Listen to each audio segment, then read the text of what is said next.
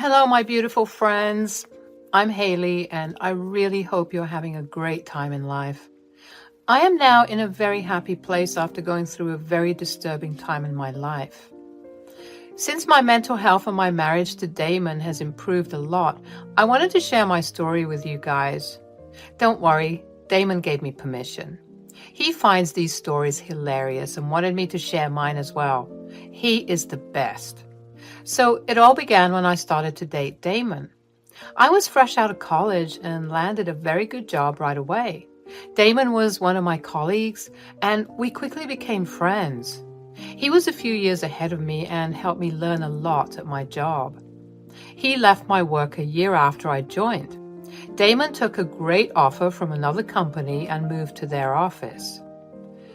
I was sad to see him go, but the first thing he did after leaving was ask me out.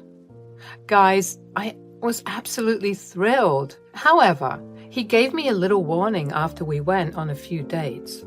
He said, "Look, Haley, I like you a lot. It took me great patience not to ask you out while I was working at my old job. I had this major crush on you and didn't know what to do. Why didn't you just ask me out then? HR wouldn't have minded if we had informed them.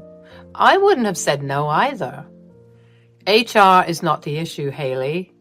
I wasn't worried about them. It's just that I wanted to see if I could get rid of my feelings for you. You must be offended by hearing this. It's just that my mother doesn't take kindly to me having a partner. What? Why is your mom so against you dating?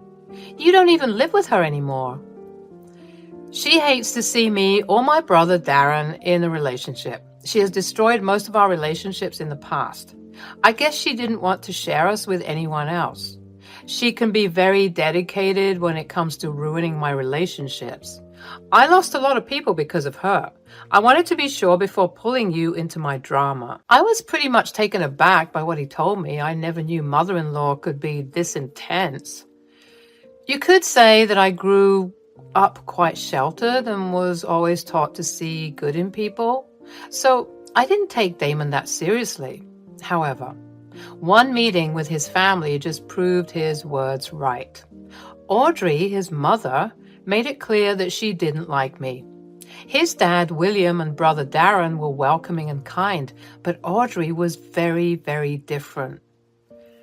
She said, "Now that you're dating my son, don't think you are at the top of the world. He has his priorities straight. Damon knows that me and his family are more important."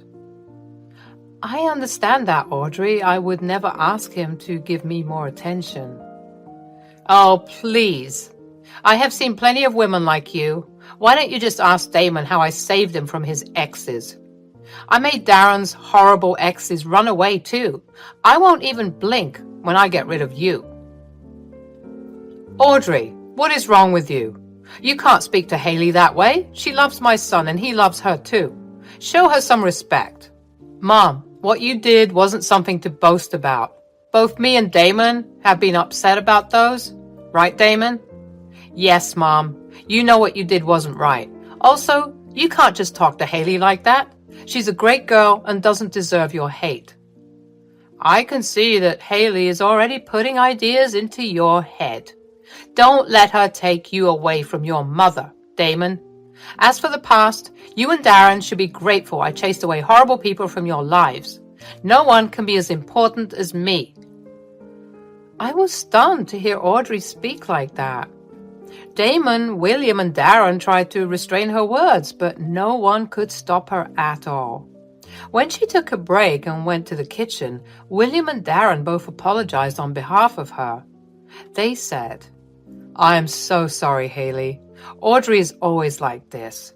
I have no idea how to control her. She has been rude towards you. I hate that she treats you this way." William, you don't have to apologize on her behalf. None of this is your fault or Darren's. You two have been really nice to me. Trust me, that's enough for me. Haley, don't underestimate our mom. She can get really bad on you. We have had multiple experiences like this in the past. We all like you, so we don't want you to break up with Damon. Keep that in mind. Don't let Audrey win, no matter what she does. I kept Darren and William's words in mind. They were right, you know. Audrey did her best to make me and Damon break up. It really helped that Damon both knew Audrey's real face, so it was easier for us to find out who was trying to sabotage our relationship. At first, it was about I was a gold digger and her son deserved more. She used to insult my looks, job, weight, and many more things. Damon and I tried to talk to her about this. However, Audrey never accepted her faults. Every time we confronted her, she said, "Haley, you're doing this to insult and embarrass me. I have the right to look out for my son. You are just jealous of me." I'm not jealous of you, Audrey. How can I be jealous of Damon's mother? That is ridiculous. You are trying to avoid your part in trying to break us up. What you have been saying about me is just plain nasty. I'm doing this to protect my son, Damon. He needs to see what a horrible gold digger you are. I'm pretty sure you are with multiple people and only using Damon for money. You are not even beautiful. I won't allow a loser like you to ruin my son. Mom, that's too much. Everything you have said is a lie. I'm getting tired of listening to you insult Haley. She is a good girl and I love her. Please don't do this to us. Audrey never stopped and only escalated. She used to call Damon daily and fill his head with negatives about me. At times, when me and Damon are fighting, he ends up siding with his mother. However, he always realized his mistake and apologized.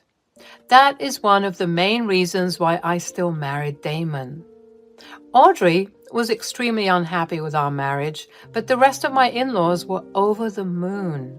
Surprisingly, our marriage made Audrey become worse. I guess she couldn't believe that I stuck with Damon despite her efforts.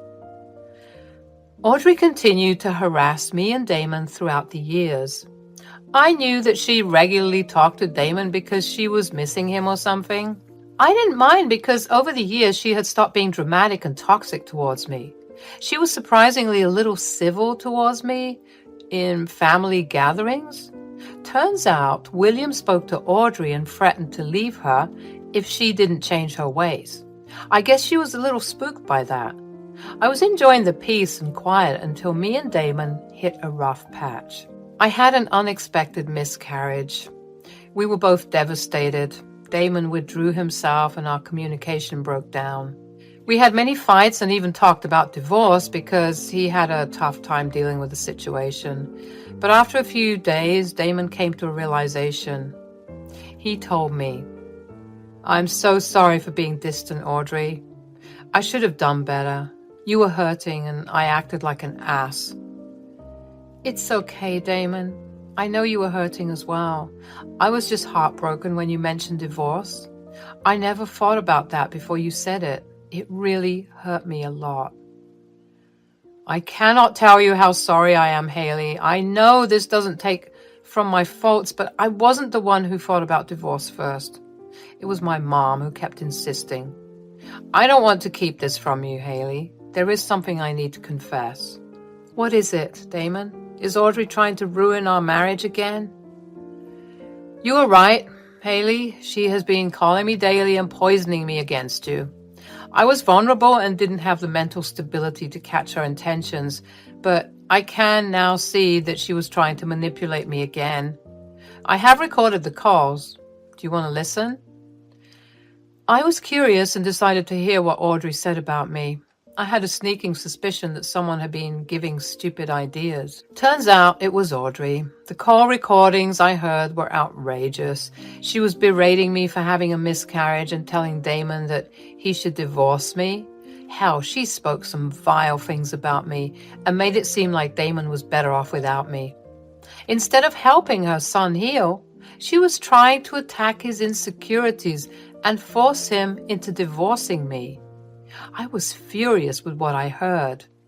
Damon also looked mad and upset. He said, "I know what my mom said is absolutely unforgivable. Hell, even I don't know how I can forgive myself, but I am willing to cut contact with her for good." I agree with that, Damon. I let her stay in our lives because she is family, but she went too far this time. I won't forgive her. We never need to see or talk to her again. Hell, I don't want her around me either. I'll go and tell her that she will not be in our lives anymore. No, I don't think that would be enough. Audrey tried to fool William and Darren into thinking that she had changed. I want to expose her to them. I will show them the recordings next time we have a family dinner. I don't want her to spin the story her way. People need to know how vile she is. If that's what you want, then so be it. Mom needs to have some serious consequences for her actions. It's high time me and my family take some action against her. Damon and I decided to work towards a plan that would expose Audrey. He kept talking to her and she kept spewing bullshit against me. All the calls I heard made me want to hurl. Damon was also getting more and more upset. In every call recording, Damon tried to defend me, but his mother kept attacking me. Hell, she targeted our weak spots to show us that our marriage would fail soon. I was appalled at how vile and manipulative Audrey could be. The D-Day arrived in a week. We did our best to make a compilation of Audrey's calls and what she said about me. It took us time and was frustrating to hear everything again and again. In the end, we made a nice audio compilation. I asked Damon if he was sure about going through with the plan. He seemed determined, and so was I. Audrey was going down this time. Damon and I kept everyone in the dark till we reached my in-laws' place. From the very beginning, Audrey started to make hurtful remarks about me and my life. Everyone was very uncomfortable with her words and tried to make her stop. I suffered through the humiliation because I knew what was coming. We had dinner in relative silence with occasional jabs from Audrey. As usual, they were directly or indirectly about me and my flaws. Again, everyone ignored her. William was trying his best to make Audrey stop. That didn't deter her even the slightest. She went on making jabs at me until it was time for dinner. While dinner was awkward, the real show was about to begin. After we were done eating, I decided that it was time to begin talking. I said, "So, now that we have dinner out of the way, there is something important that I should discuss with you all. You don't have to hype yourself, Haley. We all know that your talks are absolutely unimportant. Just say what you want instead of wasting our time." Let her speak, Audrey. You are being super rude to her. This is not how we behave with family. Why so impatient, Audrey? You took your sweet time talking to Damon about me, didn't you? Don't worry, I won't take months to complete my talk. It will only take a few minutes. Go ahead, Haley. We're all ears. Well, I had some very important and disturbing problems in my life. I thought this is something we all should know about and discuss. But before starting any discussion, I would like to play a few recordings for you. I looked at Damon as he gave me the green signal to start the recordings. I held my breath for a minute to find my composure. Audrey sure does know how to rattle me when I'm trying to stay calm. Recalling everything she had said about me, I pressed the play button on my phone and let the recordings play. After listening to the recordings, no one said anything for some time. William and Darren looked absolutely shocked. Meanwhile, Audrey just looked super angry. I had no idea why she had that reaction. I mean, I expected her to look scared or turn pale, but she was downright angry at me. I looked at Damon and he was confused about her reaction as well. Nothing prepared me for what happened next. Before anyone could speak, Audrey started to scream at me. "This is ridiculous! Why the hell did you show my private calls to everyone, Haley? You had no right to snoop on what I and my son talked about. You are such a shameless girl. I can't believe your audacity." Oh, don't worry about that, Audrey. Damon okayed it before I showed everyone the recordings. In fact, he is the one who made the recordings with me. There is no way my son would betray me like that. You are just jealous of me and Damon's close relationship. So you're trying to poison us against each other. Damon, I'm so sorry your wife violated your privacy like this. Mom, she had my permission to show these recordings to everyone. I'm sorry to say this, but I'm done with you. I truly never realized just how badly you were trying to destroy my marriage. How can you even say that about me? I have done nothing wrong. I was simply talking to my son. Is that so, Audrey? Do these recordings sound like normal conversations to you? No one here would believe that you weren't trying to break us up. This is all part of your plan. You are purposefully trying to isolate Damon and take him away from me. See, everyone? I always knew Haley would destroy our family. For a while, there was a pin-drop silence again. I could see that Damon, William, and even Darren looked really pissed off. I could feel the anger boiling off them. Audrey looked irritated and pretended to be disturbed by my accusations. Then, my dear husband stormed at Audrey. Damon said, "You have the audacity to accuse Haley of destroying our family? You are the one who tried to destroy my marriage, Mom. You tried to spoil your own son's happiness. You guys have to believe me. I only had good intentions.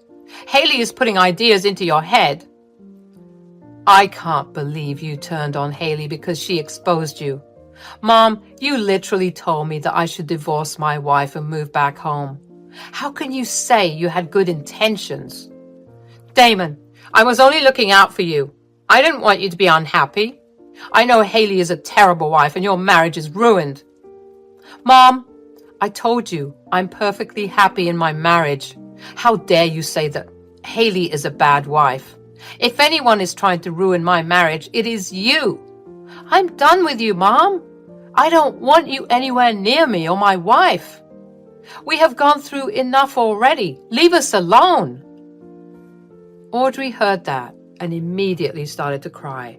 She couldn't believe that her son would stand up to her just to protect me.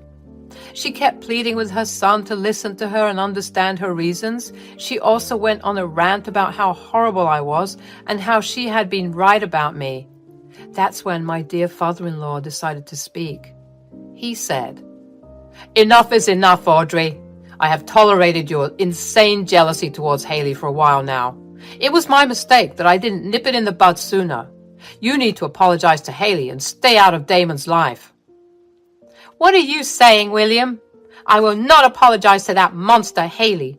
How can you ask me to apologize? She's trying to ruin my family. You are the one trying to ruin this family, Audrey. For years, you have meddled in and messed up your son's relationships.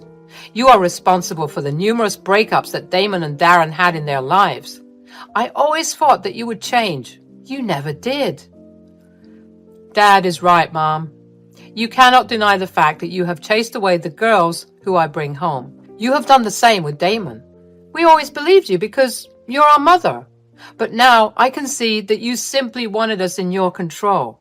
How can you be so evil to your own sons? There is no use telling Mom anything, Darren.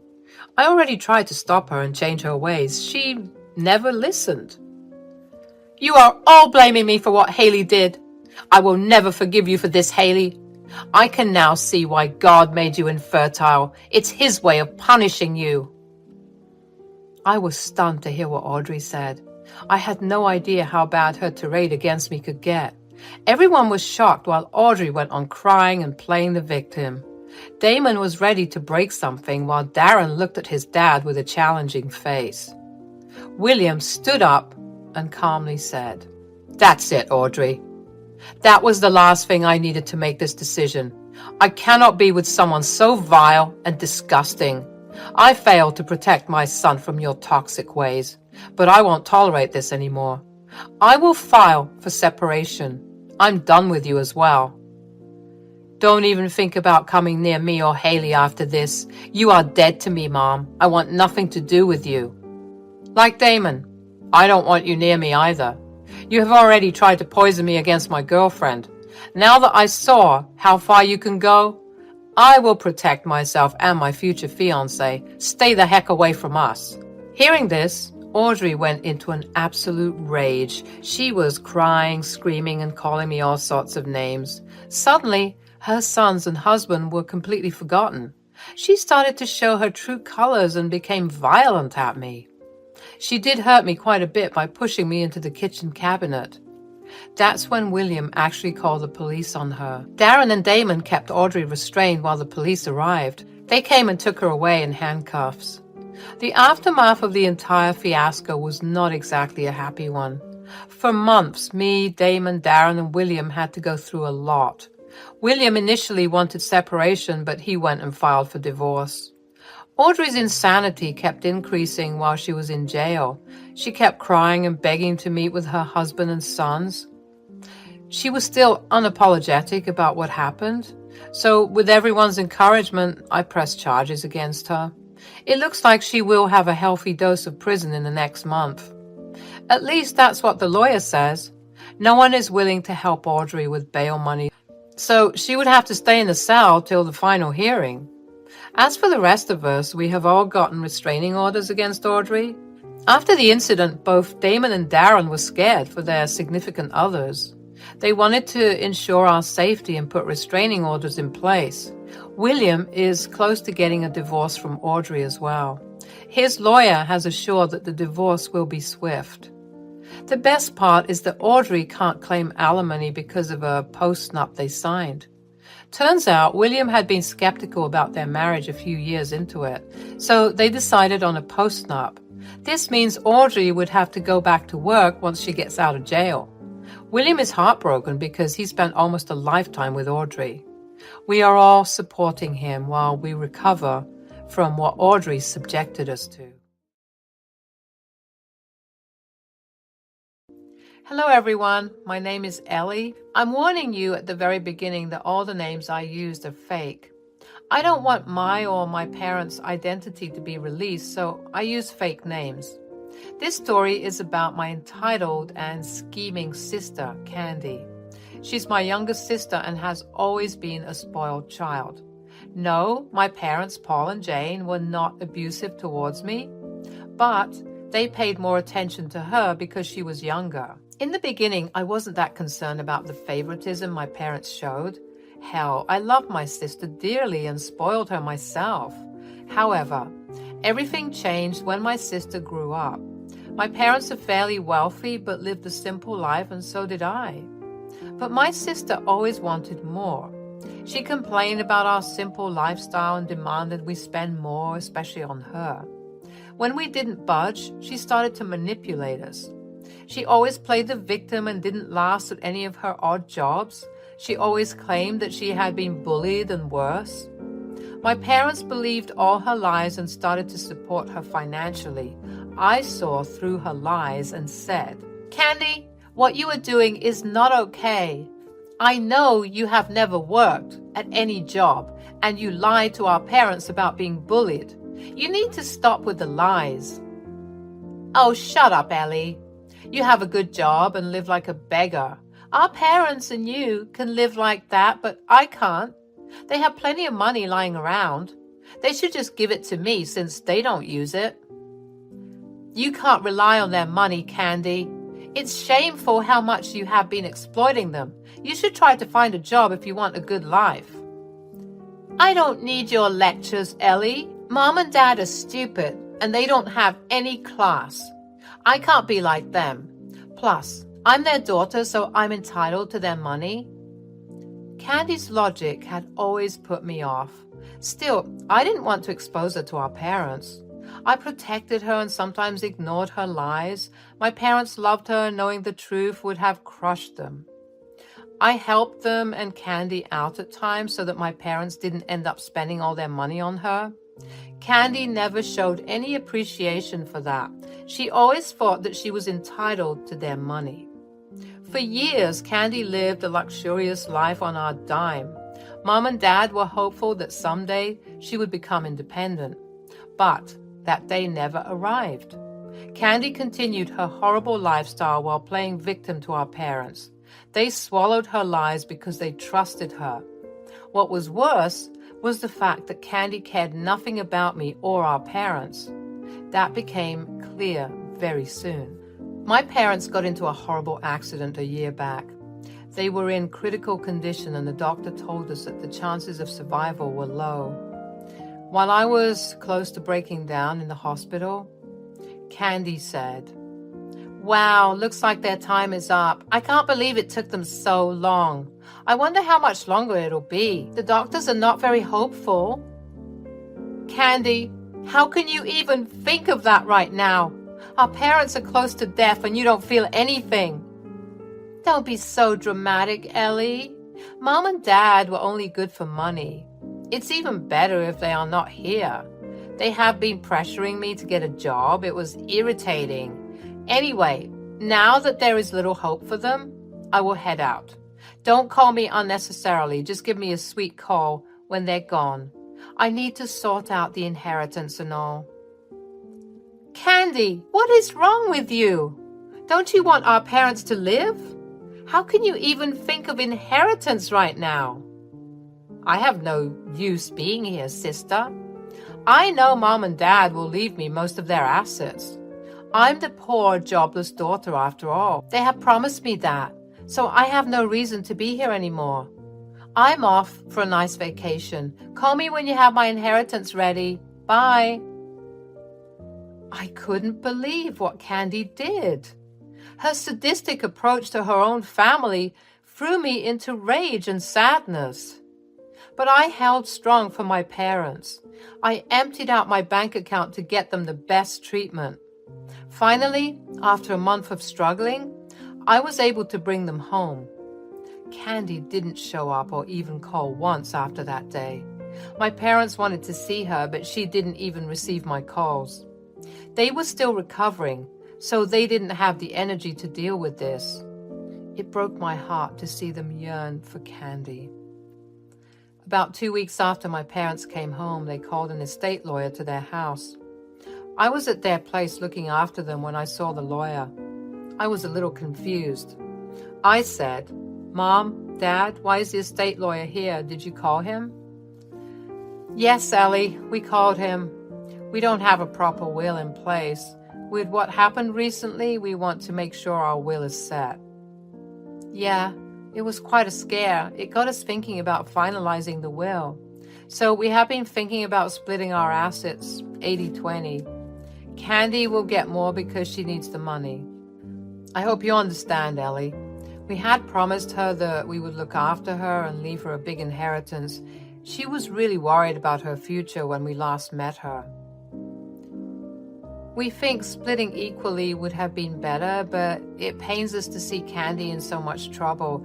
She has had bad luck, my poor child. You're pretty set with your finances and won't miss the money." Hearing that made my blood run cold. I wasn't interested in my parents' money. Hell, I already told you guys how I gave them money to bail my sister out of debt. What shocked me the most was the fact that Candy had been putting ideas into their head for a long time. She planned exactly how she could get our parents to give her most of the inheritance. My loving parents bought her crocodile tears and were about to give away their hard-earned money to a selfish idiot. I knew that I needed to say something.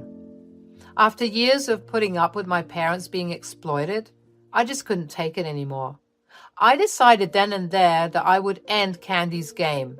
I needed to do this for my parents. They didn't deserve to be deceived like this. I said, "Mom, Dad, I think you should reconsider your decision. I don't think you should just hand over Candy so much of your assets." "Why, Ellie? What's wrong with our decision?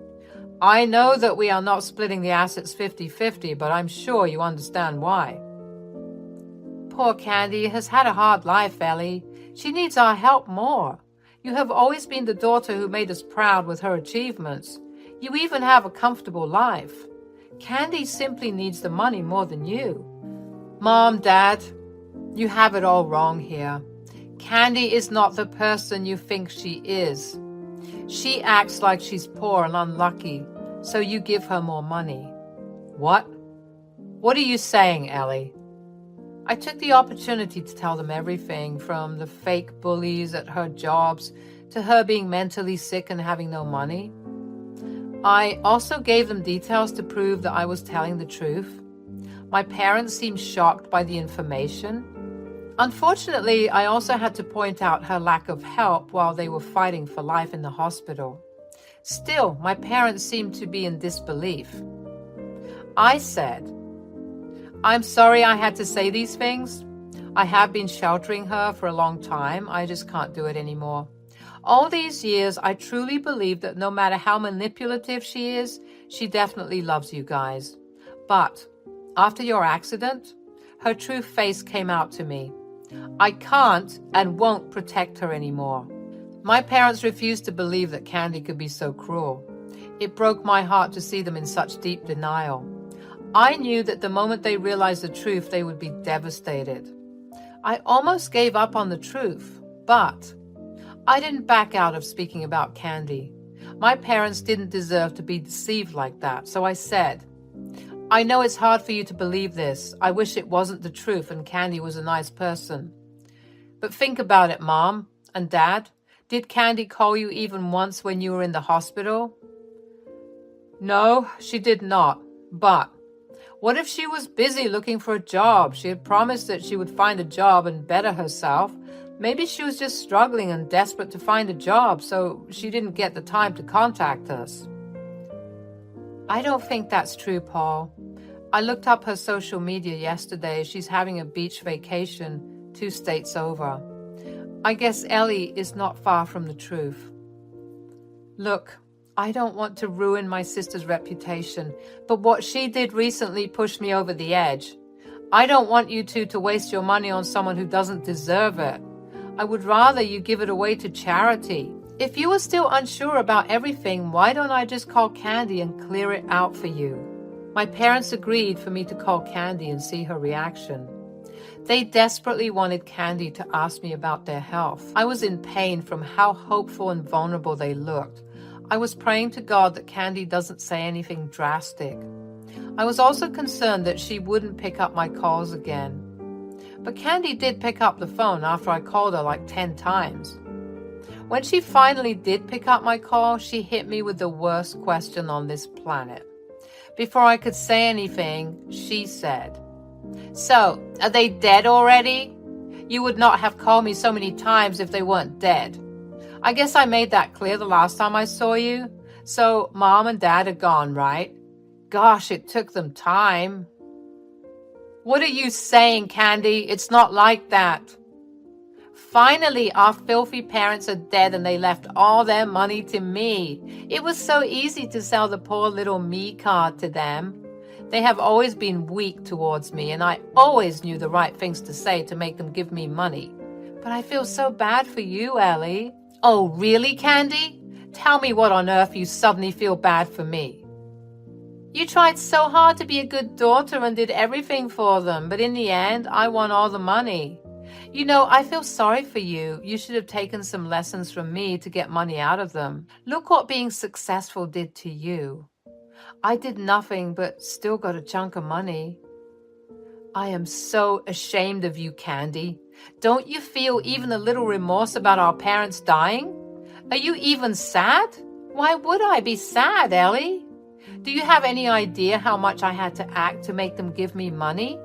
They are cheap and have low standards. I can't tell you how embarrassing it was for me to bring my friends home. They were really embarrassing. The only thing they were good at was making money. Now that I have all of that for myself, there's no reason to be sad. I'm just happy I won't have to beg for money anymore. I was getting tired of it." "Well, congratulations to you then, Candy. Our parents were the only reason I was still talking to you. Now I have no reason to stay in contact with you anymore. As for the money, you can keep it. I never ran after it anyway." "I don't care if you don't stay in contact with me, Ellen. Just know this. I won't be responsible for the funeral or anything. It's a waste of my money. Since you want to be a generous daughter, you can handle it yourself." Candy said that and went on laughing about it. My parents were horrified at what she said. To be honest, I didn't know that she would be so cold about the news I gave her. I was shocked to see her reaction as well. As for my parents, their horror soon turned to anger, which was clear on their faces. This time, I took the opportunity to tell Candy how wrong she was. I said, "You really do have everything planned, don't you? So quickly you assumed that our parents had died. Well, let me tell you this, Candy. They are very well and sitting right next to me. In fact, they have heard the entire conversation." "You are lying, Ellie. Mom and Dad were in terrible condition after the accident. There's no way they recovered from that so fast. Hell, even the doctor said that there was no hope." "The doctor said that there is little hope, Candy. You heard that one line and flew away to celebrate your impending inheritance. Not once did you check up on them to see if they have recovered. How would you know they are alive?" "This is nonsense, Ellie. I'm sure this is some scheme of yours to take away from my inheritance. You must be jealous because our parents left everything to me." This is when my dad and mother decided to pounce on Candy. They were mad and ready to erupt. I could tell that Candy had truly broken their trust. While they were very loving parents, they were equally strict and did not take disrespect from people. They said, "Me and Jane are both alive and well, Candy. Thanks for letting us know what you think of us." "What? Dad, are you okay? Oh my God, I'm so glad you're fine. I was dying from worry and pain. Is Mom okay?" "Do you want to know if I'm alive?" "Yes, Jane, I am alive and fine. It must be a sad blow to you, isn't it? And no, you are clearly not glad that we are alive." "Mom, what are you saying? Of course I'm glad that my parents are well. This is all I always wanted." "No, Candy. You clearly didn't want us to live. You never visited us or tried to meet us at the hospital. Hell, I even saw you reject Ellie's calls when she reached out to you. Now that you finally picked up, you immediately assumed we were dead. And you seemed very delighted by the idea of us dying. I mean, who wouldn't want their filthy parents to die, right, Candy?" No, Mom, Dad, please listen to me. I don't know what Ellie told you guys. She must have filled you with lies about me. I swear I never said anything like that. I couldn't come because I was busy trying to find a job and feed myself. Don't give us those lies again, Candy. We have seen your social media posts, and you were on loudspeaker all along. Candy panicked and immediately hung up the call out of fear. She must have realized her stupidity and was starting to freak out. She then very sturdily called me back to scream at me. She said, "How dare you put me on loudspeaker, Ellie? You did this on purpose. You spoiled my image to our parents. Now I will have to beg and plead with them like a beggar to get back in their good grace. You are the one who showed them the social media posts, right? I hate you." Dissing on Ellie won't do you any good, Candy.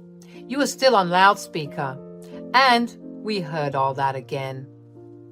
Dad, Mom, please listen to me. I didn't mean to say those things. It was a coping mechanism. You know I'm having a hard time in life. I just snapped and said some stupid things. Stop trying to manipulate our parents again, Candy. You have absolutely no shame after insulting our parents and planning to enjoy their inheritance. I know this is all you could ever think about, Candy. Their inheritance is the only reason you have been acting like a poor girl with no money. There is no use for the drama anymore, Candy.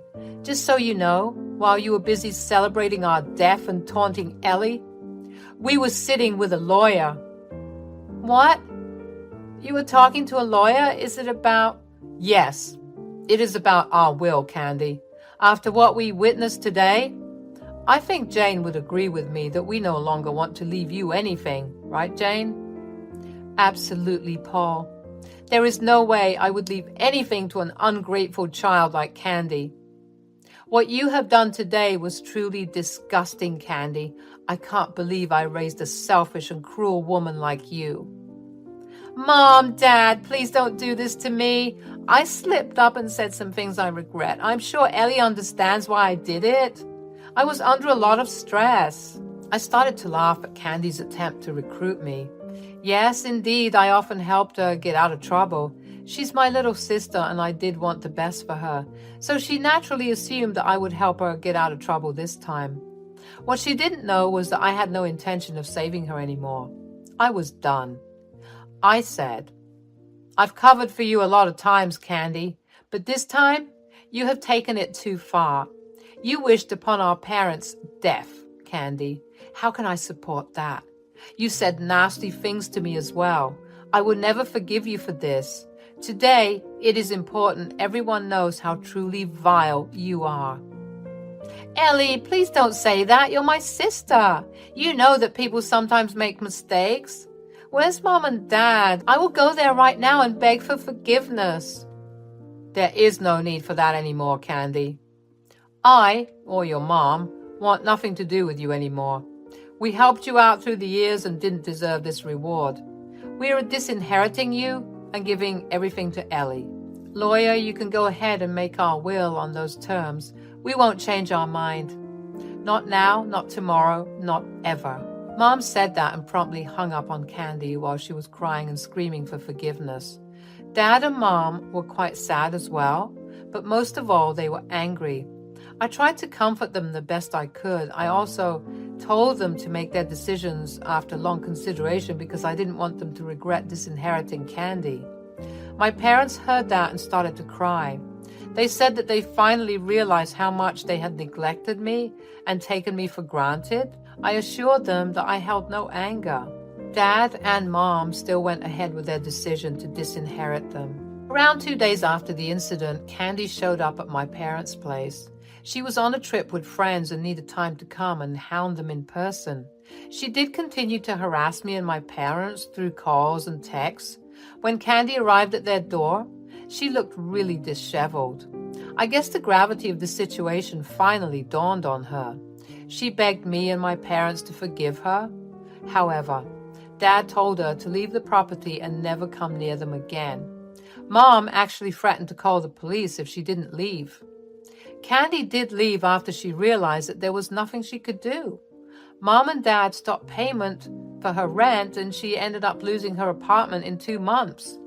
None of her friends let her stay in their house because they knew she had no money and didn't want to work. She did return to our doorstep to beg, but no one paid her any attention. Last I heard, she was crashing on a friend's couch who gave her a month to find a place. She has been applying at the local grocery stores and cleaning services for a job.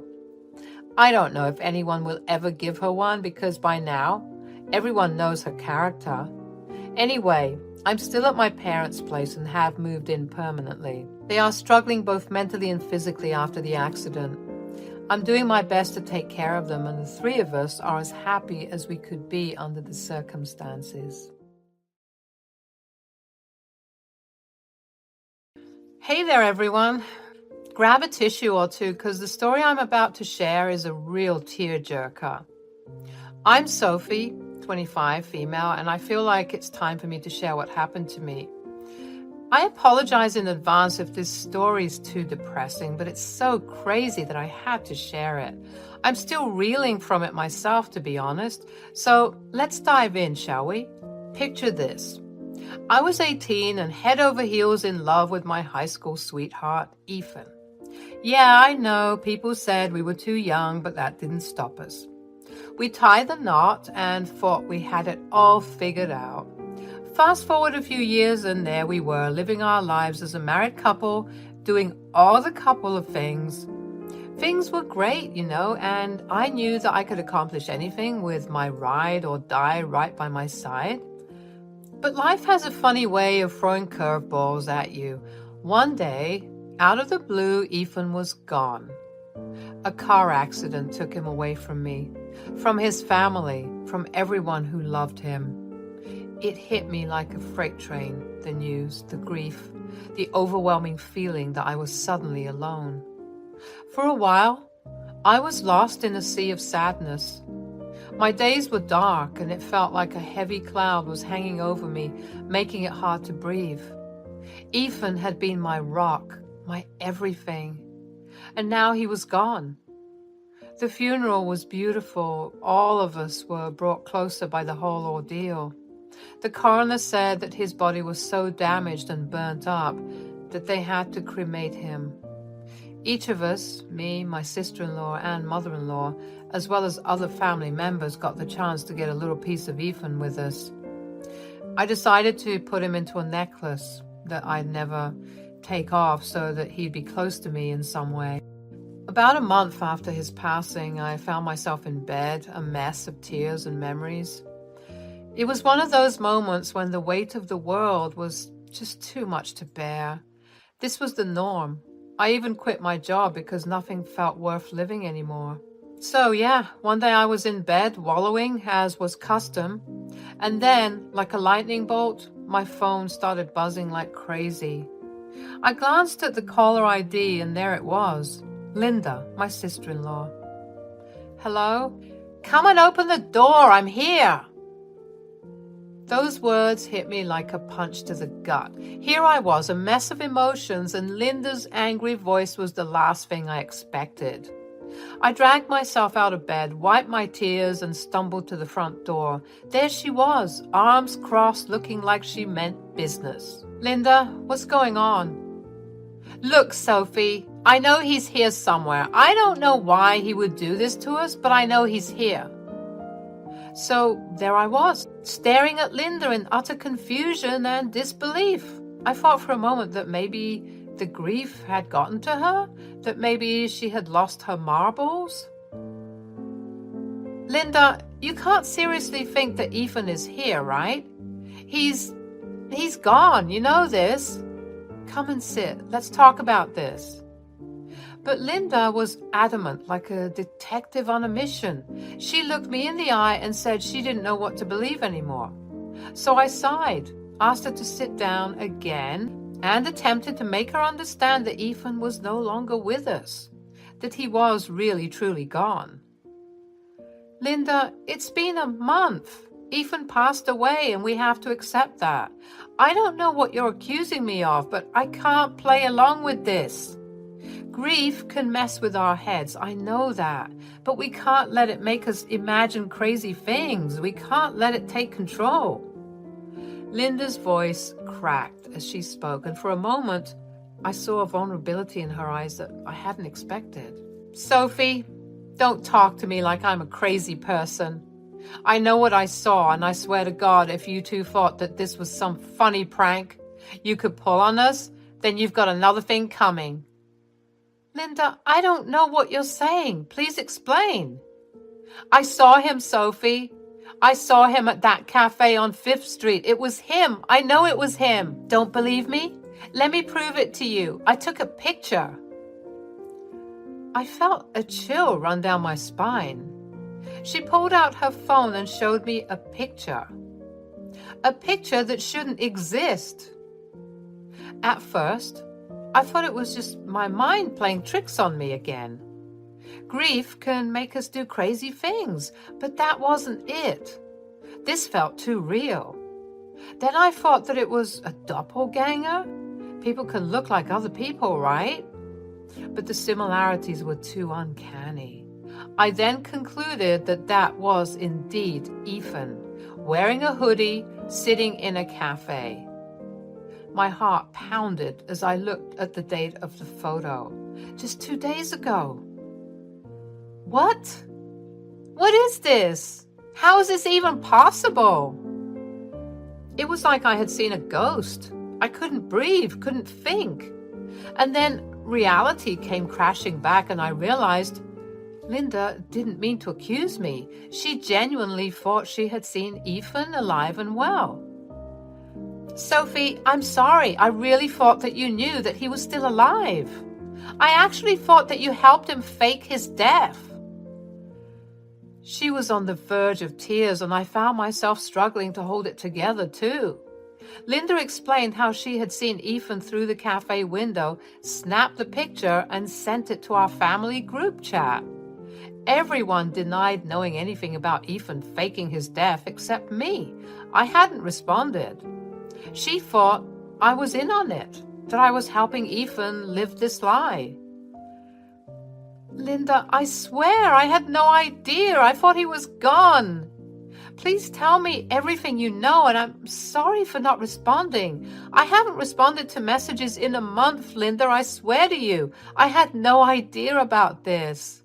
I would never do something like this. Tell me everything now. There I was, huddled with Linda, trying to make sense of it all. Linda explained that all she knew was that she had seen Ethan in that cafe, sent the picture to our family chat, and asked if he was pulling some bizarre prank.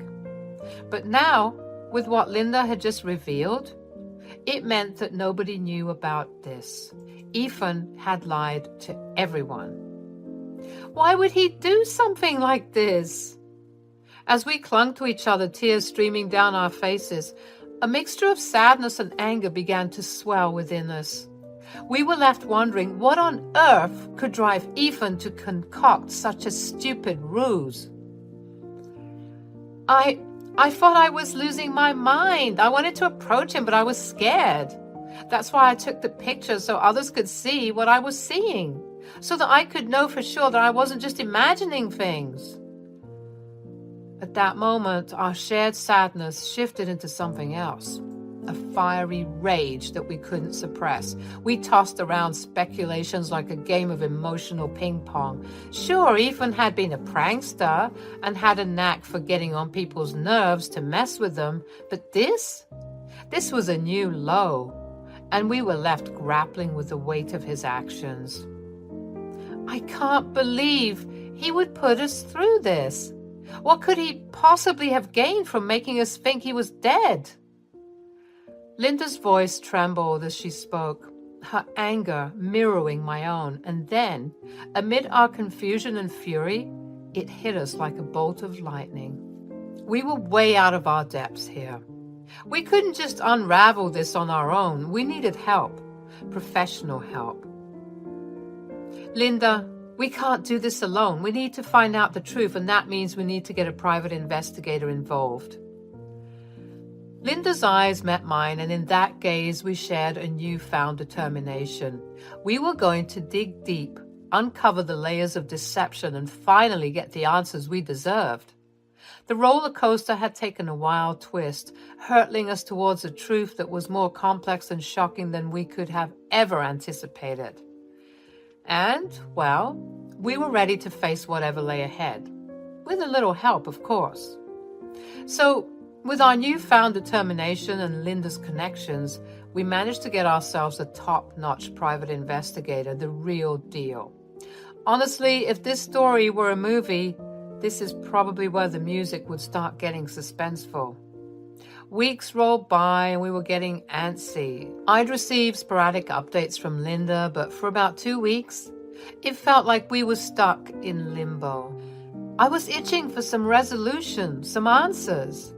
And then, finally, the private investigator called Linda with a big break. Turns out, Ethan wasn't just chilling somewhere twiddling his thumbs. No, he had gone the whole 9 yards, adopting a new name, let's call him Alex, a new passport, and an entirely new identity. Yeah, we're talking witness protection level stuff. The private investigator managed to get more pictures, and sure enough, it was Ethan, albeit with dyed hair and a clean-shaven face. The disguise might have fooled a casual passerby, but not us, not the people who loved him. Linda and I convened with the family and spilled the tea on what we'd been discovering.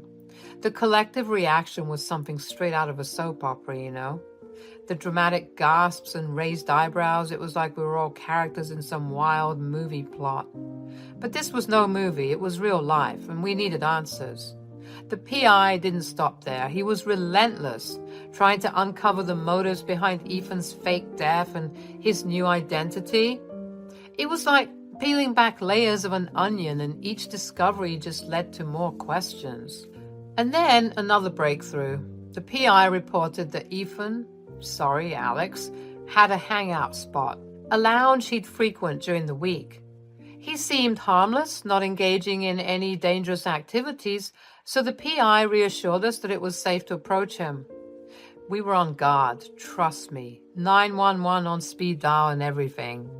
Linda and I put our heads together making a plan to finally confront Ethan, Alex, and get to the bottom of this mess.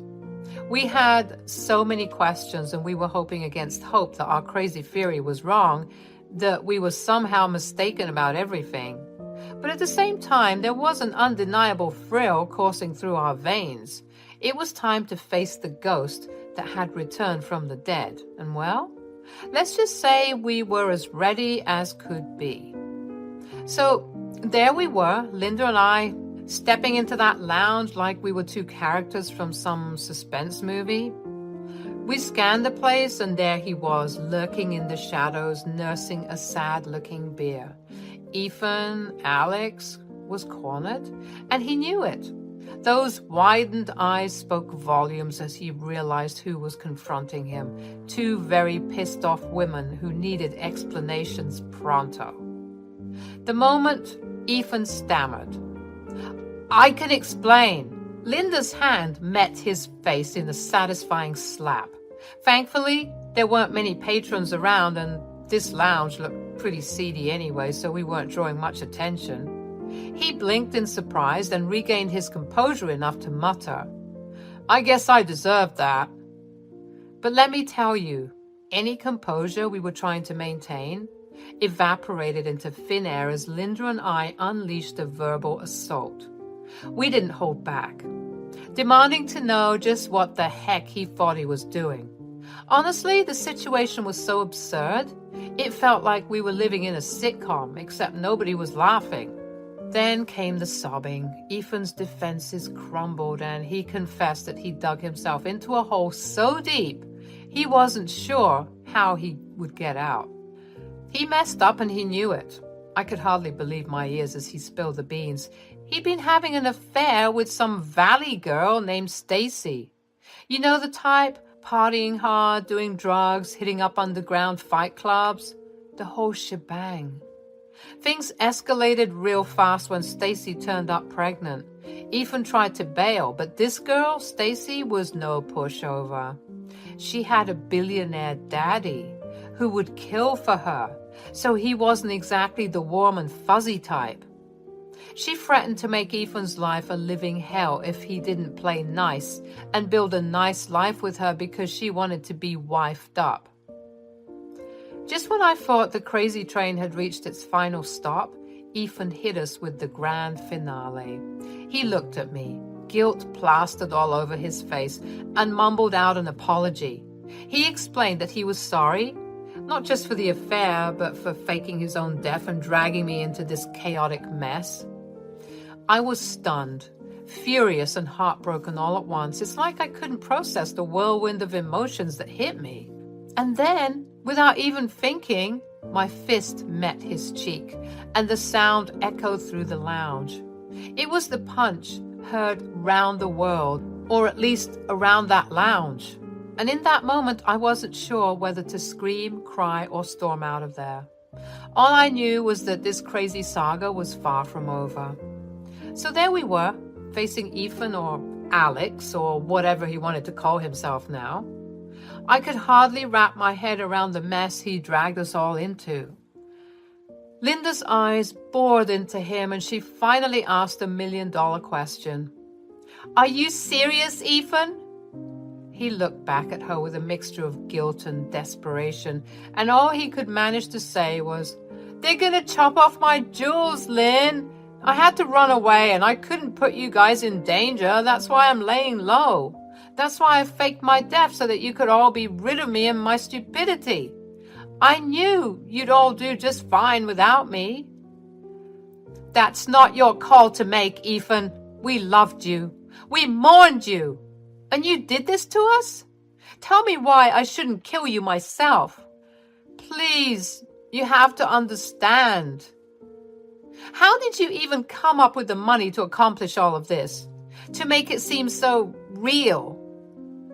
Reality sunk in as he began to explain how he'd managed to orchestrate this entire insane charade. He spilled the beans, revealing that Stacy was somewhat of a sugar mama to him, and so she'd give him insane amounts of cash, which he used to fund his little disappearing act. The car wreck, the stories in the news, even the coroner's report, all of it was staged. And then he'd used the money to create a whole new identity for himself. I couldn't help but ask, why stick around in the city if you knew you were in danger? Why not flee to another country? Or something. Ethan sighed, a mix of frustration and resignation on his face. He explained that the plan had been to meet up with the guy who was supposed to help him escape the country, right here in this very lounge, but the guy hadn't shown up yet. According to Ethan, this connect didn't do phones to avoid exposure. He told Ethan to show up at the bar every night for a week, and he'd eventually make an appearance. I scoffed at his explanation. And what if this guy never shows up? What if you get caught and you get your precious jewels chopped off like you said? Ethan just shook his head, his eyes welling up with tears again. I'm so sorry, Sophie. Please, you have to believe me. I messed up big time, but I never wanted any of this. I'll be waiting for you in the car, Sophie. I can't do this anymore. Linda, please, I know you're upset, but please understand where I'm coming from. How about we rewind to last month when you were dead? Because there's no way that I'm going to accept you now. You're dead to me, Ethan. I hope that they catch you. She just got up and walked away. Ethan called out after her, his voice desperate, but she left him there with me. As for me, I wasn't about to let him off the hook that easily. I still had questions burning in my mind, so I looked him dead in the eyes and asked, Why did you cheat on me, Ethan? He looked down at his hands, tears falling onto the table as he tried to find the words. It was a messy mix of apologies, guilt, and regret. He didn't have a good excuse, just admitted that he was weak and got caught up in something he should never have let happen. At that moment, as I stared at the man I'd once called my husband, I realized that the story was far from over. The mess he'd created was bigger than any of us could have imagined, and the web of lies and deception was unraveling in ways I could hardly comprehend. Walking out of that bar, leaving Ethan behind with his tears and his guilt, I was so furious that I could barely see straight. The anger churned within me like a storm that threatened to consume everything. I got back to the car, slammed the door shut, and gripped the steering wheel so tight. My knuckles turned white. I muttered to myself, He's going to pay for this. He's going to regret the day he ever cheated on me. And so, with that determination fueling my actions, I did the unthinkable. The next day, I tipped off the tabloids about the entire insane situation, how my supposedly dead husband had faked his own death just to escape the consequences of his actions, as well as providing them with pictures from the PI. The story spread like wildfire through the city. After all, it's not every day that you hear about someone faking their own death, especially not for something so absurd as evading a cheating scandal. I didn't hold back. I laid it all out there for the world to see, how I had been the loving and devoted wife, only to discover that my husband had played me like a fool. The tabloids ate it up, and soon the entire city was buzzing about the tale of the man who faked his own death. With the help of the PI, Ethan's secrets unraveled faster than he could ever imagine. It turned out that his grand plan was crumbling because his connect wanted nothing to do with him once his wife had blown his cover. And just like that, Ethan went from being a man who faked his death to avoid consequences to a man who was publicly exposed for his lies and deceit. Ethan's world quickly crumbled around him. He became a social outcast, shunned by his family and friends, his reputation in tatters. It seemed like justice was served.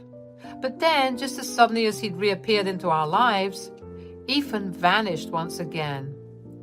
This time it felt more permanent, like he'd been swallowed up by the very lie he'd created. Rumors swirled, but it seemed like his past had finally caught up to him, this time in a way that even he couldn't escape. Linda and I were left wondering about his fate, whether he was even alive or not, whether he was finally facing the consequences he tried so hard to evade. I mean, when you mess with billionaires, anything can happen. Maybe they had him locked in a dungeon somewhere, jewels missing so that he could never escape again. In the end, all I could feel was a strange sense of relief. I had exposed the truth, no matter how messy or unbelievable it was. And for that, I was grateful because it meant I could restart my life without any drama and mess. Hi guys, my name's Mia. I'm now a single lady, but once I was married to a horrible guy named Jack. His parents, Shane and Irina, were equally bad, and the two of them regularly made me feel like shit. To be honest, Jack and I both had good jobs and were earning a lot of money, but his parents never acknowledged that. They thought that I was a gold digger who mooched off their son. That was partly Jack's fault. He always said, "Mia is very lucky to marry me. She does have the desire to lead a luxurious life. She couldn't have done that without my help, of course. You know what, Mom, Dad? I shoulder most of the finances of our house." "Jack, what are you saying?" "Oh, Jack, you are such a generous guy. Any woman would be lucky to have you. Mia, you better take care of my son properly. If he leaves you, you'll be left with nothing." "Yeah, thank God we made you sign a prenup before marriage. We knew Mia wouldn't amount to anything, so we thought we should protect our son." Yes, his parents made us sign a prenup. Look, I don't have a problem with prenups. I was just mad at the fact that Jack didn't even discuss this with me. He always told his parents that I earned way less than him and depended on him for everything. So they assumed that I was a gold digger. Jack always told me to go with his lies because his family would look down on him if they found out that I earned more than him. I really loved Jack and didn't want him to feel humiliated, so I put up with the insults. I was a freaking idiot for marrying Jack. That man didn't love me and didn't have any respect for me. He regularly humiliated me for earning less than him and spending all his money. All of them were lies. In fact, he was actually fired from his job a year ago and was dependent on me. But he didn't want his parents to find out, of course. Jack was getting on my nerves and draining my savings. I was getting really tired of him not looking for work. The final strike came when I purchased a house. I got some inheritance money from a relative and was building a house fund. I found a great match and went for it. It was a beautiful house and I immediately fell in love. I bought it and put the title in my name only. Jack protested, but I reminded him that he didn't pay a cent towards the purchase. Still, he would not stop pestering me. What put me over the edge was what he told his parents at a family dinner. We were having a good time until his parents decided to talk about the house. They said, "So, I hear that you two have bought a big house. I went to see the house before you guys moved in. It's truly one of a kind. Did you two already move in?" "Yes, Shane, we have finalized the deal just a month ago. It's already pretty well made and furnished, so we moved in last week. We're still settling in, but it's nice to finally have a place of our own." "So, did you two buy the house jointly? I don't see how your meager salary can buy such a big house, Mia. I guess my son paid most of the money." "No, Mom, you're wrong. I didn't pay most of the money." At this point, I thought that Jack would rectify his parents' mistakes and tell them that the house actually belonged to me. I expected him to tell them that I was the one who paid in full and owned the house. But what he said next absolutely blew my mind. He said, "Actually, I paid for the entire house. My job has been going so well that I could save up a lot of money, so I thought I might as well buy a house in my name." See, I knew it. My son is so successful that he bought a huge house all by himself. God, I'm so happy for you, Jack. "Oh my God, I'm so proud of you, son. It must have been a huge feat to buy your own house." You have reached the peak of success, my son. I'm so happy for you. Irina and Shane kept congratulating Jack and completely ignoring me. I tried to get Jack's attention, but he was intentionally avoiding meeting my eye. I was getting really pissed by what I witnessed. I controlled my anger because I didn't want to shout at him in front of his parents. However, as soon as we left, I said, "What the hell was that, Jack? Why did you tell your parents that you bought the house all by yourself? You didn't spend a penny on it." "Relax, Mia. I told them to make them a little happy. I don't want them to suspect that I lost my job. They'd be extremely disappointed. What else was I supposed to do?" "You could have said that we went 50-50 on the house. But no, you literally took all the credit for buying the house. I feel humiliated and cheated, Jack. This is very unfair." "Look, what's done is done. I'm not going to back and correct myself. I won't humiliate myself like that. Who cares what my parents think? Let them be." So he had no problem humiliating me, but won't do that to himself for the truth. That day, I realized something. Jack has completely changed after our marriage. He no longer cared about me or my feelings. He was mooching off me for the last year and is showing no signs of getting a job again. I was getting tired of shouldering all the family expenses. He was even fighting with me to put his name on the house title as well. Somewhere in my mind, I could understand that he was using me. Still, I was on the fence about what to do. That was until something more drastic happened. The next evening, I was making myself a snack when suddenly I heard the doorbell ring. I was curious to see who was visiting because there was a lot of commotion at the door. Jack hurried downstairs and opened the door with a little look of uneasiness. I was shocked to see his parents at the door with all their stuff. His parents were smiling and laughing with Jack while they brought their things inside. Before I could ask what was going on, I heard them say, "Jack, we got all our stuff here. We packed our things as soon as you told us that we could stay here. You are the best son ever, Jack."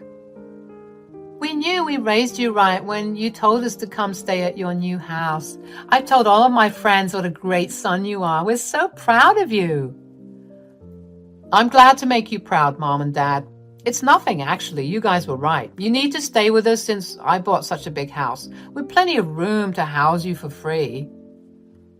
My mouth was hanging open as soon as I heard that. In no alternate universe did I ever approve of Jack allowing his parents to stay in my house. I could see that this house charade had gone too far. Still, I didn't want to confront Jack in front of his family. There was no way his parents were living in my house, that was sure. But I was trying to find a way to deal with this situation gently. They continued to make castles in the air. God, it is so nice to finally live in a big house. We were really getting cramped up in the old place. I'm so proud of my son for being this successful. This house is truly magnificent. Yeah, he said that this place has 4 bedrooms. Imagine that, Irina. Oh my God, yes, 4 freaking bedrooms. We will take the biggest room out of all of those. It will be my dream come true. Come on now, Jack. Show us which is the biggest and best room. We can't wait. Why don't you two just wait here while I have a chat with your son here? I'm sure he has a lot of explaining to do. Jack looked panicked when I said that. He started to look at everything except me. He knew that he was in deep trouble. I was already getting very angry at my in-laws' sudden arrival. Their demands for the biggest room also pissed me off beyond imagination. Jack could tell that this wasn't going to end well for him, so he decided to be a coward and hide behind his parents.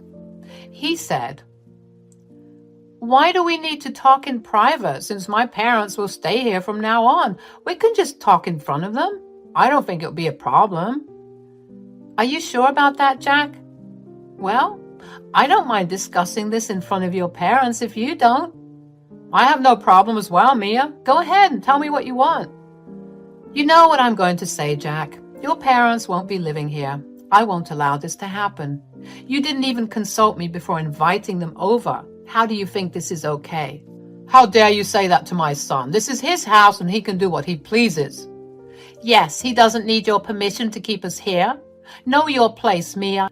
You can't just talk to our son like that. You should be careful so that he doesn't kick you out. Now stop being a spoiled brat and show us the biggest room. We can't wait any longer. Take us to our room. Nah, I don't think I'll do that, Irina. Irina and Shane were super shocked by my audacity. I didn't know if I should be mad at them or not. Yes, they are super entitled people, but it was Jack's fault for lying to his parents.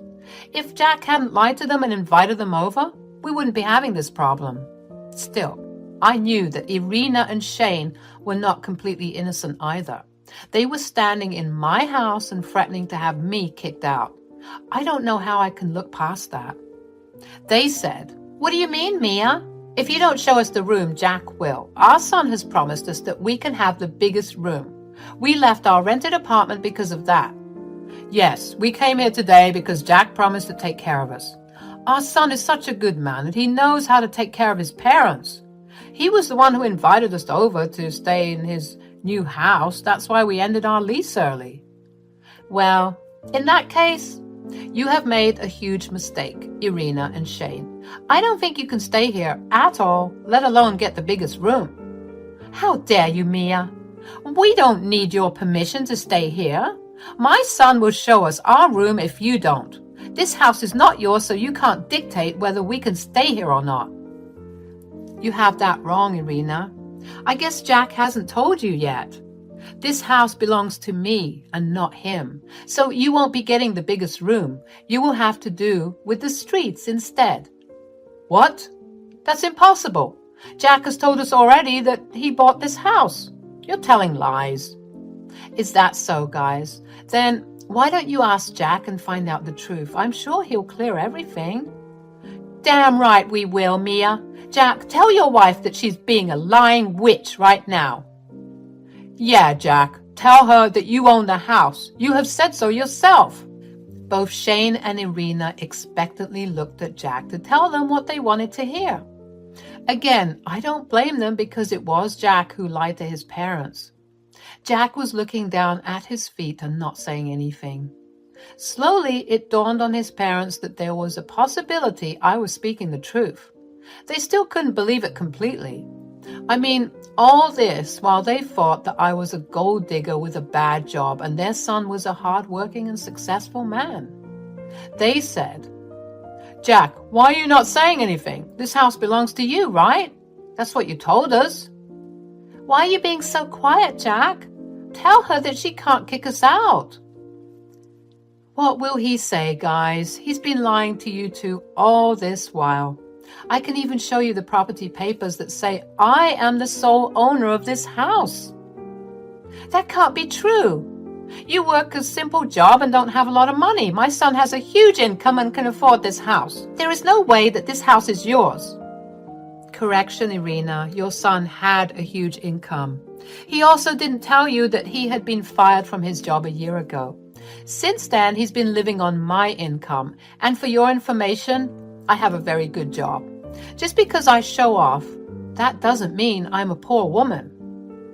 Oh boy, you guys should have seen the expression on Shane and Irina's faces when I revealed the truth. They were totally dumbstruck by my words. Jack, as usual, was still watching the floor, refusing to meet his parents' eyes. His parents kept asking him to confirm what I said was the truth. He didn't utter a single word until I said, "Okay, that's enough drama for a single day. Shane and Irina, I've entertained you two in my house for long enough. It's time you two take your things and leave." "Mia, you can't just kick my parents out like that. They broke their lease to come to stay with us. They have nowhere to go right now. You can't just put them on the streets." "I can, and I will, Jack. They didn't consult me before making these horrible decisions, and you didn't think of taking my input before ensuring them a place at my house. Look, this might be your house, but I'm also your husband. If I say my parents will stay here, they will stay here. You can't kick them out." "That's right. This is also my son's house right now. Everything that belongs to you also belongs to him, so you can't kick us out." "No, Irina, I can kick you out. And don't worry about Jack because he will be kicked out with them too. Now, Jack, since you're still married to me, I will make a nice eviction notice for you. And I will make sure you won't stay married for long. What do you mean, Mia? Are you going to divorce me? Yes, my dear husband, I'm going to divorce you. I'll call my lawyer tomorrow and set up an appointment. I'm sure we will be able to serve you by next week. Jack immediately panicked when I mentioned the divorce. He looked pretty pissed off and acted like I can't do that to him or something. His anger also set me off, but I controlled myself. I wouldn't stoop to his level. He said, "You can go divorce me, Mia. If you do, I will take half the house and claim alimony from you." How do you plan to do that, Jack? Have you forgotten the prenup that you and your parents made me sign? Do you want me to remind you what it said? Jack was now suddenly reminded of the prenup that we had signed before we got married. It clearly said that under no circumstances we can ever claim alimony from each other. And it also said that our private assets will stay ours and won't be divided in case of a divorce. Back then, Jack and his parents made me sign this prenup to protect Jack. They never imagined that Jack would end up being the one on the losing side. His parents had so much faith in his ability to succeed that they forgot what fate could do to people. Now, they understood the implications of the prenup. Suddenly, their entire demeanor changed. They said, "Now we don't have to jump to a divorce right away. We can all sit down and have an adult conversation about this." "Yes, Mia. Let's just calm down and talk this out. I'm sure we might actually arrive at a compromise that will be beneficial for everyone." I don't care what would be beneficial to you guys. I refuse to be the cash cow for you, Jack, and I refuse to let your parents take advantage of me after how badly they treated me. That was in the past, Mia. Many years have passed since then. I'm sure you can look past that now. It was a very minor issue. You and your wife just threatened to have me kicked out because I refused to house you. And that happened just a few minutes ago. There is no use making excuses and being pleasant to me now. You and Irina need to leave before I call the cops. I would prefer if Jack leaves as well, but if he needs an eviction notice, he will get that soon. Jack, Shane, and Irina then started to beg with me to change my mind. Those two idiots had really ended their lease because they wanted to move in with us. Jack thought that he would somehow convince me to play along like I did in the past. He had no idea that I would actually stand up against him and stop being a pushover. I was done being the family doormat. Not anymore. They could go to hell for all I care. When I saw that Irina and Shane weren't leaving even after an hour, I decided to call the cops. They came and escorted them out of the house. After Irina and Shane left, Jack screamed at me for humiliating his parents and kicking them out. I reminded him that he too had only a month to vacate my house. That made him switch his behavior to being apologetic and remorseful. The way this family changed their behavior seriously gave me a headache. Thankfully, I didn't have to deal with them for long. From that night onwards, I didn't allow Jack into my room. He stayed in the guest room until it was time for him to leave. Yes, he was served with an eviction notice, so he had no choice. Meanwhile, his parents, after spending a huge chunk of their savings on a hotel, were forced to find a new place to rent. Surprisingly, they didn't allow Jack into their new place. Jack was left scrambling for a place just like his parents were. I guess they really wanted Jack to pay for lying to them and leaving them in a lurch. From what it seems, since then, their relationship has become strained. They blamed each other for their present condition, and now his parents refuse to support Jack anymore. He was only good for them when he had money. Jack had no couch surf at his friends till he got a job. I filed for divorce from Jack. There was no way I was going to stay with him anymore. He disrespected me and revealed himself to be a very vain and selfish man. That was not the person I fell in love with. Jack tried his best to make me change my mind, but I was firm in my decision. I refused to be taken advantage of anymore. Since we don't have kids, we got divorced after being separated for 6 months only. In those 6 months, I built myself back up and now have started to date again. Surprisingly, Jack is still hoping we can get back together, but that, unfortunately, will be in his dreams only. Hi, I'm Nia and I'm 27. So let me tell you about my mother-in-law situation. It's been a wild ride, to say the least. See, Jamal and I met when he was already estranged from his family for a good couple of years. That meant I never had the pleasure of meeting his mom, Suri. And boy, was that a touchy subject for Jamal. I was always curious about his family and wanted to know more. I mean, who wouldn't? But every time I tried to bring it up, Jamal would get all defensive or change the subject. It was like he had built this impenetrable wall around his past, and I was left with more questions than answers. Our conversations about this estrangement were like walking on eggshells. I'd tiptoe into the topic, hoping he'd open up and share some juicy family gossip, but nope. It was like hitting a brick wall. He'd shut down or explode with anger. Talk about frustrating. He'd respond like, Nia, you don't get it. My family is a whole mess, and you don't want to get caught up in that drama. But babe, we're a team. I want to understand your history and be there for you. We can handle anything together. Just drop it. I don't want to talk about it. It was tough, you know? I wanted to be the supportive partner, the one who would listen and help Jamal navigate his complicated family stuff. But he was so guarded, like he was protecting some deep, dark secret. And I was left feeling like an outsider, trying to decode his past. Deep down, I could see the conflict in Jamal's eyes. He had this yearning for a different kind of family, one that he never got to experience. But at the same time, he carried his heavy baggage of disappointment and hurt. It was like his past had left a scar on his heart that he wasn't ready to expose to me. Jamal, I get that it's tough for you, but I'm here for you no matter what. We can face anything together, remember? I know, Nia. It's just complicated. Maybe one day I'll open up about it, but for now, let's focus on building our own little family, okay? And that's how we rolled.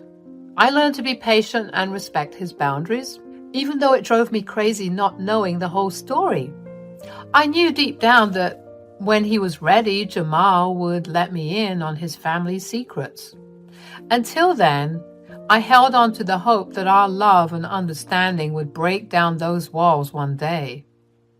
Well, 7 years later, that day came.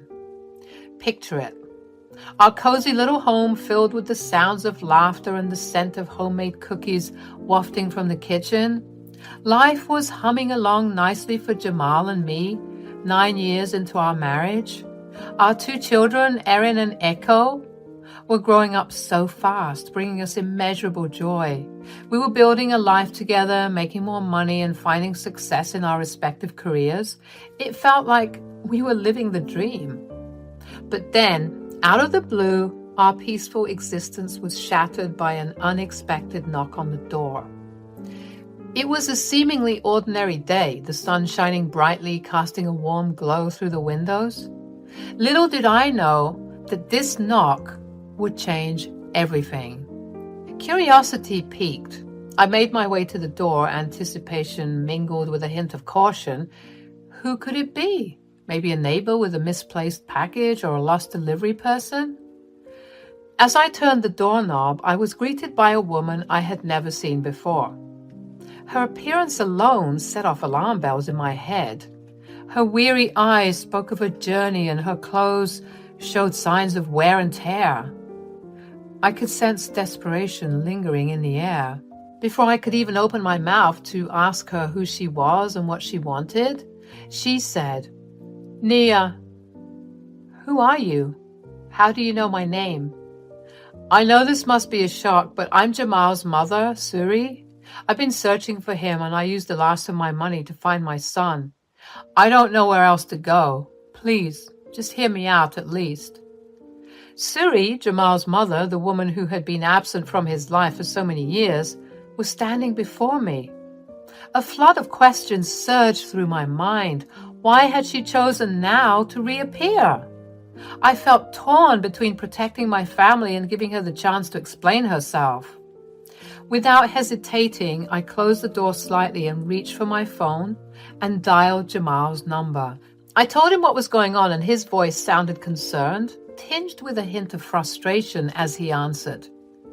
"Nia, whatever you do, don't let her in." "But she's right here, and she looks like she hasn't showered in days.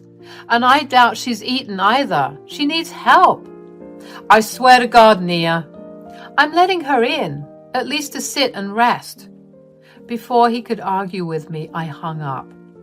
Taking a deep breath, I looked Suri in the eyes and made my decision. "All right, Suri, you can come in, but I want you to know that Jamal is not happy about this. Make it quick." She entered and requested a glass of water. I gave it to her, and she latched onto it like she hadn't seen water in days. She looked worn out, like she had been through hell and back. Finally, I asked her what her deal was and why she had been absent for so long. Suri took a deep breath and started pouring her heart out. She explained that life had been incredibly tough for her over the past 9 years.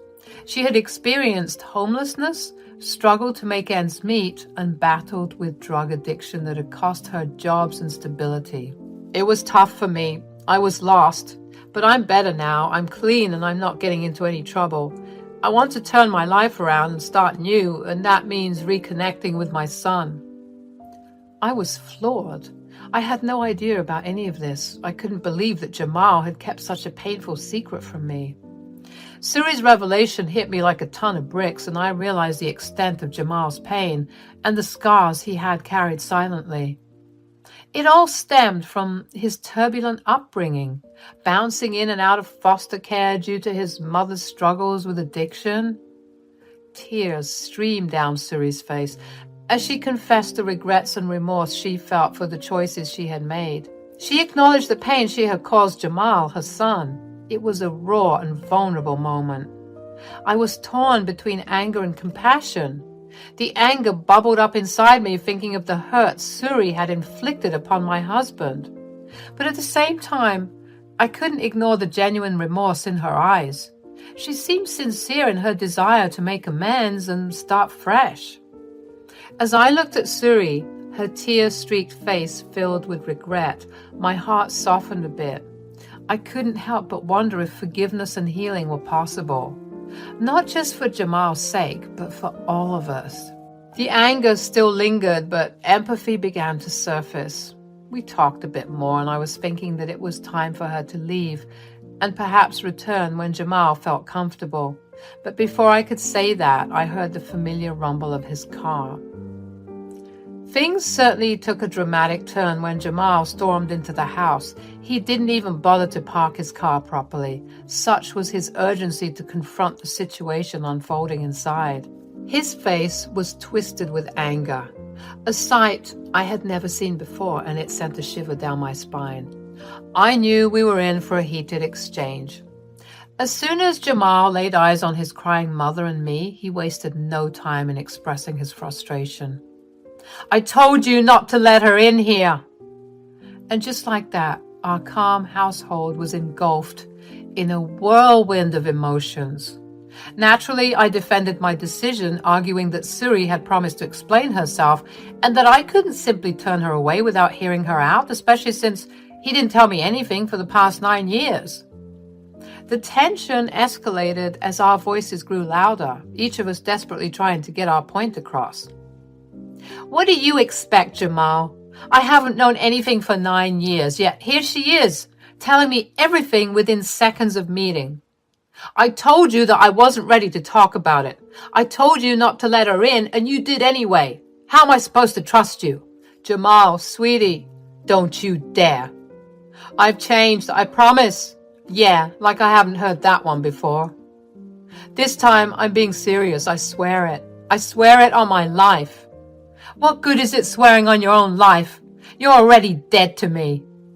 "Jamal!" "Stay out of this, Nia." But then, to my utter surprise, Suri's demeanor took a sudden shift.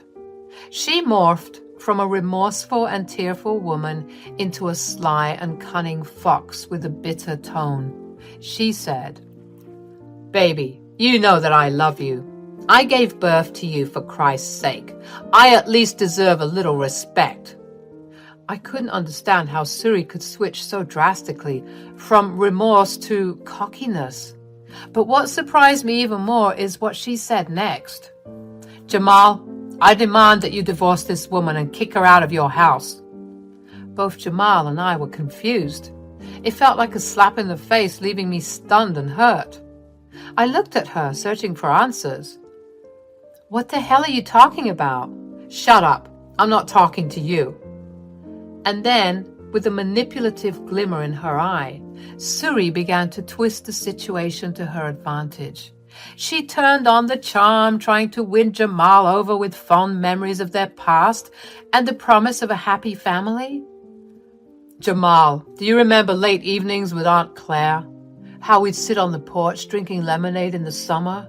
"Yeah, I remember. But that only happened because you were out of drugs. Otherwise, you'd never hang out with me." "That's all in the past now, sweetie. I promise you I've changed. I'm doing better. We can go back to these memories, all the happy ones."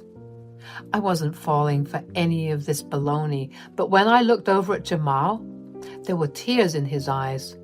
Her words were like a siren's song, enticing Jamal into her embrace. As I watched my husband falter, his tears streaming down his face, I couldn't help but acknowledge that this was how toxic their relationship was. She had a hold on him, and she was using it to her advantage. My heart sank as Suri continued to push her agenda, urging Jamal to divorce me so they could rebuild their lives together. I couldn't believe what I was hearing. How could she ask him to just throw our marriage away like it's no big deal? I mustered up the courage to respond, my voice tinged with hurt and disbelief. "Suri, seriously? These accusations are ridiculous. I would never stand in the way of a mother trying to reconnect with her son. But telling Jamal to divorce me is not the answer. We could figure out a way to make things work without tearing apart what Jamal and I have built together. What is your problem with me?" But Suri wasn't giving up.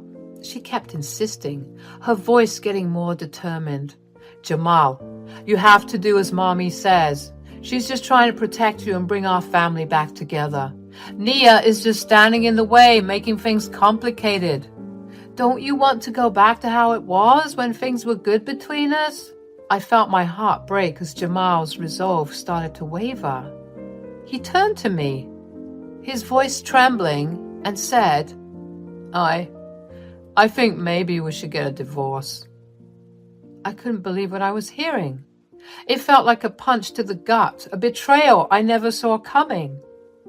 In the heat of the moment, frustration and hurt poured out of me. I raised my voice, desperately trying to make him see reason. "How can you let her control you like this? Just a little while ago she was begging and crying, and now she's acting all cold and dismissive towards me?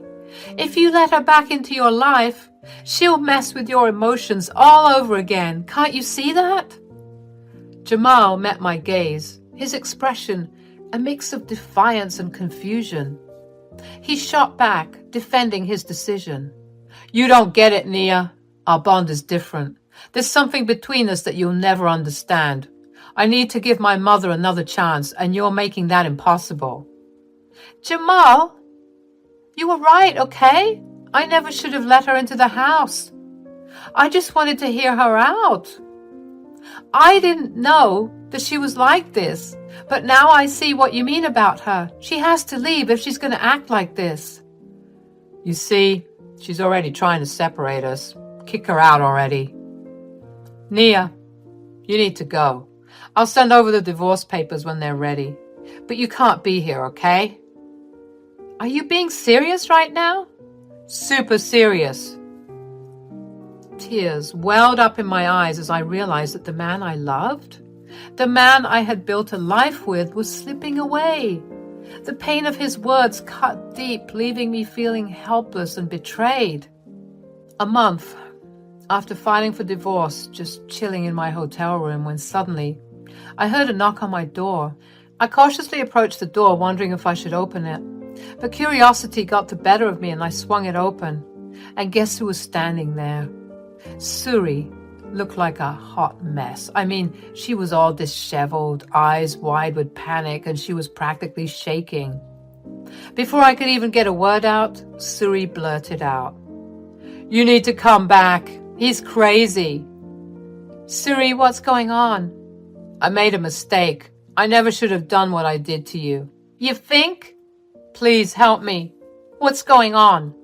She went on to explain that he was losing it, breaking things, and acting like a total lunatic. Just this morning, he held a knife to my neck. He must have been having a breakdown or something because he snapped out of it and apologized casually, like he didn't threaten my life. I came here right afterward. I haven't been sleeping because I was fearing for my life. What the heck happened to him? He was fine a month ago. I mean, last time I checked, he wasn't on any drugs or anything. So what gives? Suri started sobbing, telling me she had no clue what was going on. Apparently, ever since I left, Jamal had been on his rampage. Filled with anger and frustration, who knows what else. She had tried to reason with him, but it was like talking to a bomb that was on the verge of exploding. "So, what do you want me to do?" I need you to come back." I don't think so." "What? But he's your husband." "Ex-husband, remember? You're the one who instigated it even." "Yes, I know, but nothing, Suri. You made your bed and now you gotta lay in it. I can't stay in that house a second longer. If you're not coming back, he'll kill me." Suri looked like a wreck. She looked much worse than the first time I saw her. Wait, hold up. Plot twist alert. Brace yourselves, because what I'm about to reveal might just blow your mind. You see, as I stood there listening to Suri's plea for help, a mischievous grin slowly spread across my face. Why, you ask? Well, it turns out that Jamal and I had planned this whole thing together. Yep, you heard that right. You see, when Jamal said he was super serious about divorcing me, I knew right then and there that something fishy was going on. Super serious was our little inside joke, a phrase we used when we were planning something sneaky or surprising. It was our secret code. So let's rewind a bit. On the day that Suri came over and demanded that Jamal divorce me, I decided to play along. I left the house acting all upset and hurt and checked into a hotel room. Little did Suri know Jamal was in on the plan too. A few hours later, Jamal joined me at the hotel, and that's when he spilled the beans. He revealed that he had been plotting to mess with the person who had been emotionally abusive to him all these years. And who better to help him than his partner in crime, yours truly. We concocted this plan to fake our divorce, with me staying in the hotel while Jamal played the dutiful son putting on a show for Suri. It was a way for us to turn the tables and teach her a lesson. After all, they say revenge is a dish best served cold. But let me tell you, it wasn't all smooth sailing. We had to keep up the act, even when things got tough. There were moments when I wanted to spill the beans and reveal our grand plan, but we had to stay strong. We knew that in the end it would all be worth it. And boy, was it worth it. We watched from the sidelines as Suri fell into our trap, believing that she had won. Little did she know she was playing right into our hands. It was a thrill to see her reactions, to witness her confusion and frustration. Now, I know what you're thinking. Was it a bit manipulative? Maybe. But sometimes you have to fight fire with fire, and trust me, Suri had it coming. She had caused so much pain and turmoil in our lives, and it was time for her to face the consequences. So there we were, playing our roles to perfection. Jamal, the devoted son, and me, the heartbroken wife. It was a masterclass in deception, and we were the star performers. As we continued with our little charade, we couldn't help but feel a sense of satisfaction. We were finally taking control of our own narrative, reclaiming our power and standing up against the one who had tormented us for too long. But let me tell you, dear audience, this story is far from over. The twists and turns are far from finished. So buckle up, because there's more drama, more surprises, and more lessons to be learned. And believe me, you won't want to miss a single moment of it. So if you can't go home, what are you going to do? I guess I have to return to my homeless lifestyle. This is exactly what I didn't want to happen. Is there any way I can live with you? Go to hell, Suri. You're an awful person, and I'm glad that Jamal gave you a taste of your own medicine. I'm glad that he tormented you, serves you right for all those years of abuse